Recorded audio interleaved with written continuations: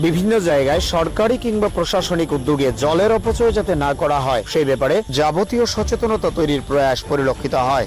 অথচ ST corporation অফিসেই সকাল 9টা থেকে সন্ধ্যা 6টা পর্যন্ত অবিরত মোটর চালানো থাকে, যার ফলে অনেক সময় জলের ট্যাঙ্কগুলো ভর্তি হয়ে কর্পোরেশন সংলগ্ন এলাকার মানুষদের প্রচন্ড অসুবিধা তৈরি হয়। এদিকে এলাকাবাসীর তরফ থেকে দাবি করা হয়েছে একাধিকবার এই বিষয় নিয়ে কর্তৃপক্ষকে জানানো হলেও অজ্ঞাত কারণে কর্তৃপক্ষ কোনো প্রকারের ব্যবস্থা গ্রহণ করছে না। সরকারি কার্যালয়ে এভাবে জলের অপচয়ের বিষয়টা চাউর হতে ব্যাপক প্রতিক্রিয়া তৈরি হয়েছে সর্বত্র।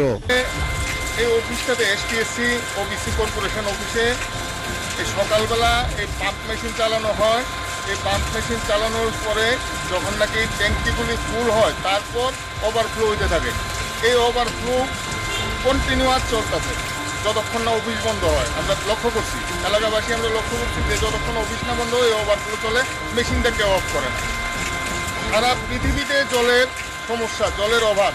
আমাদের প্রধানমন্ত্রী বলেছেন যে বৃষ্টির জল যাতে সংরক্ষণ করা হয়, অথচ এখানে জল মানে সাংঘাতিক রকমভাবে অপচয় হচ্ছে। এই এলাকার এমনিতে এই এলাকার জলের লেভেল অনেকটাই নিচে নেমে গেছে, ভবিষ্যতে আরও নামবে। গ্লোবাল ওয়ার্মিংয়ের কারণে আমরা বিপজ্জনক অবস্থা, বিপজ্জনক অবস্থা আমরা জলের জন্য। এই অবস্থা যদি চলতে থাকে সর্বনাশের পথে আমরা পা বাড়াচ্ছি।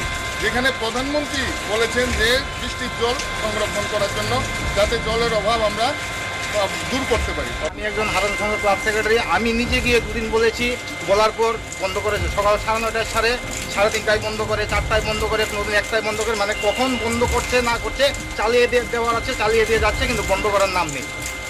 এইভাবে আজকে আপনারা দেখুন আমরা সংবাদ মাধ্যমের ব্যুরো রিপোর্ট, ত্রিপুরা নিউজ 8।